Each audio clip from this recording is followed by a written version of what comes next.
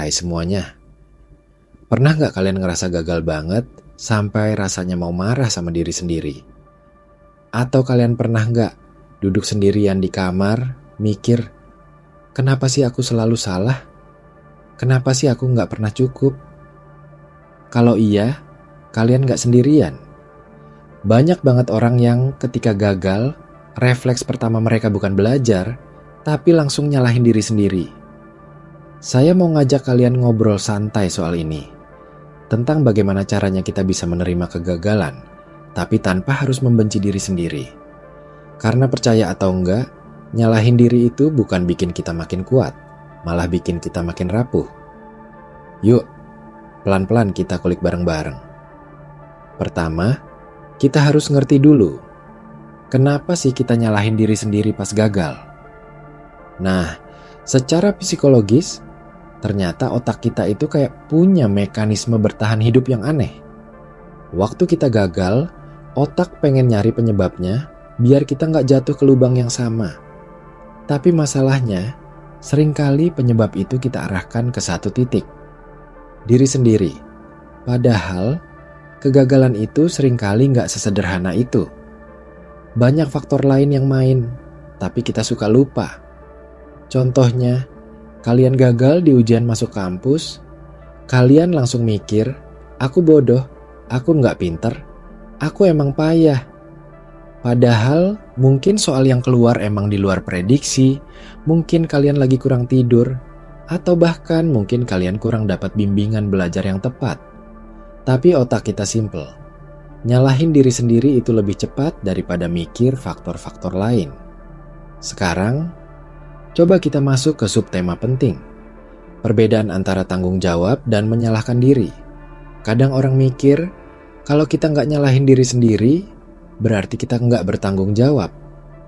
Padahal beda banget. Tanggung jawab itu artinya kita sadar ada peran kita dalam kegagalan, dan kita mau belajar dari situ. Tapi menyalahkan diri itu artinya kita berhenti di situ. Kita cuma duduk di pojokan sambil mukulin diri sendiri secara emosional, tanpa ada langkah maju. Bayangin kalian lagi main basket, gagal ngelempar bola kering.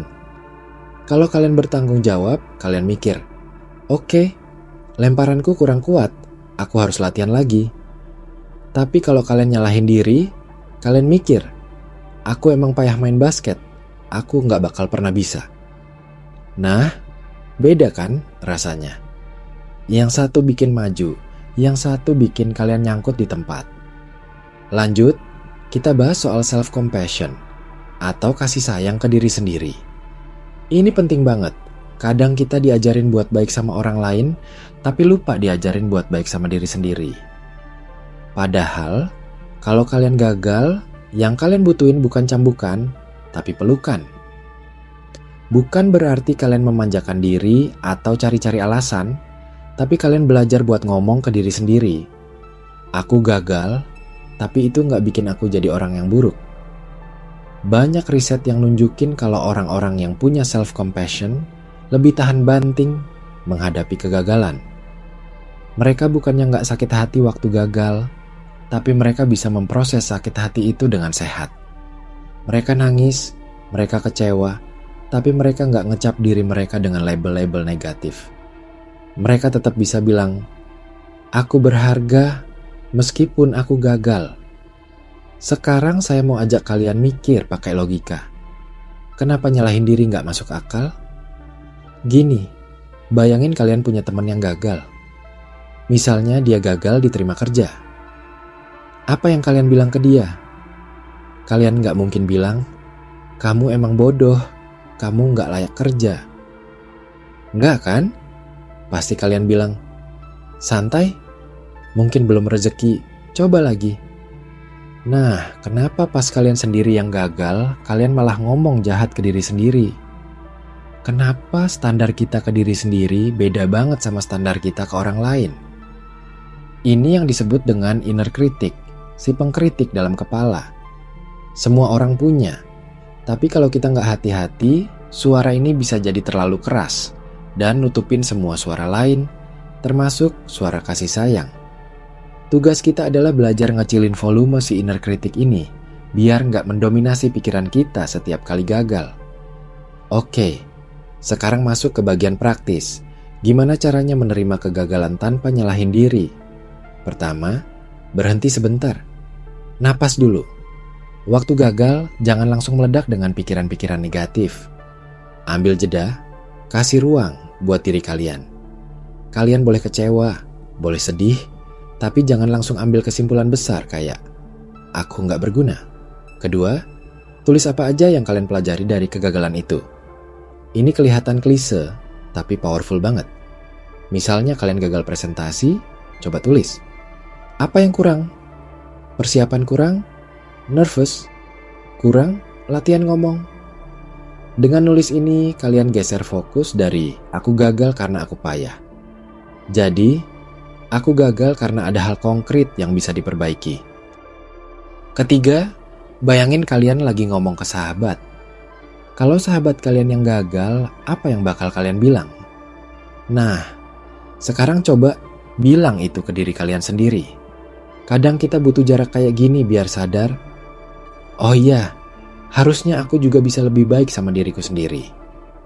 Keempat, ingat kalau kegagalan itu bagian dari proses. Ini mungkin terdengar basi, tapi serius deh. Semua orang sukses yang kalian lihat hari ini pernah gagal berkali-kali. Bahkan, bisa dibilang mereka sukses karena mereka pernah gagal dan belajar dari situ. Jadi kegagalan bukan tanda akhir, tapi tanda kalian lagi belajar. Saya tahu ngomong kayak gini lebih mudah daripada ngejalaninnya. Saya sendiri pun kadang masih suka keras sama diri sendiri. Tapi perlahan-lahan kita bisa belajar. Kita bisa pelan-pelan ngubah cara kita mikir soal kegagalan.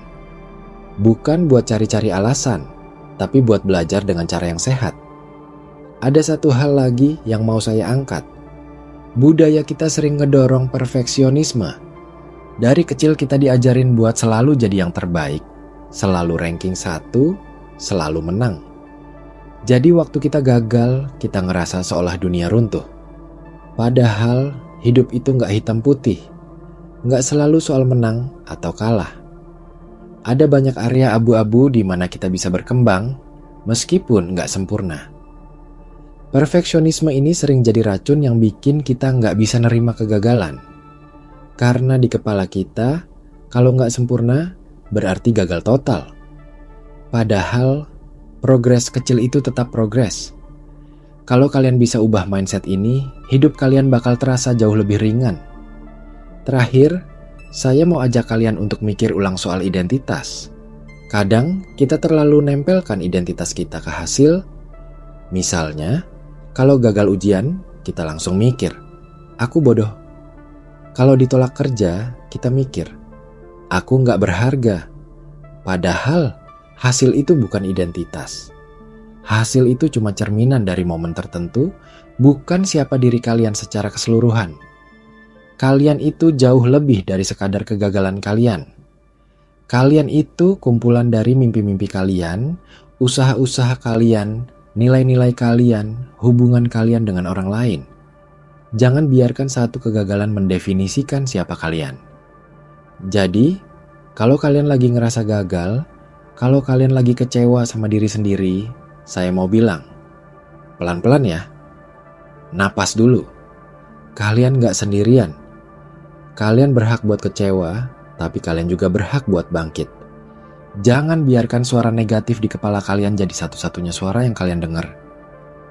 Kita semua di sini sama-sama belajar. Sama-sama jatuh, sama-sama bangun lagi. Hidup ini bukan perlombaan buat siapa yang paling cepat sukses, tapi perjalanan panjang buat siapa yang bisa tetap bertahan, belajar, dan jadi versi terbaik dari dirinya sendiri.